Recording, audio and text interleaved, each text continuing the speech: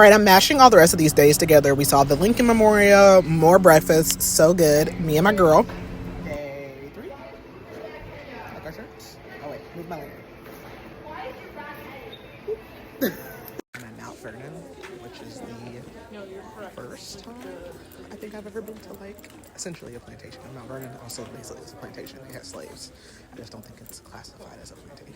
By this point in the trip, my daughter was sick of me because at every turn, whatever, I had to say slaves, slaves, slaves. She was like, oh, their house was so big. I said, yeah, the slaves. This garden, I said we should be able to steal some greens because these are the slaves' greens. But yeah, so we saw everything. This is the overseer's quarters. I had to explain that to her. And this is the men's slave bunk, I believe. And then also I showed the women's bunk as well. So we went through there. It's so important to see stuff like this. And so I'm so glad that my daughter is being able to see this and experience it, because we should never forget where we came from, what we were put through as a people. So, yeah. It's really crazy because I love history. I love going on tours. Every time we go anywhere, like we're in Europe, we did a tour. I went to New Orleans right now. But also, like, I thoroughly enjoy it and be pissed off at the same time because everything comes back to slavery. Like people out here be like, ooh, look at all the nice slaves. This dirt I'm walking on, slaves. This tree right here, slaves. It was probably a slave whipped against this tree. Crazy.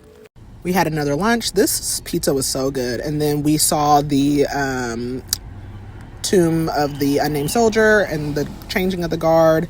And then we went to the White House, and stay tuned for a little sneak peek about how I felt about that. Fuck Donald Trump. Yeah, nigga, fuck Donald Trump. Yeah, fuck Donald Trump. Yeah.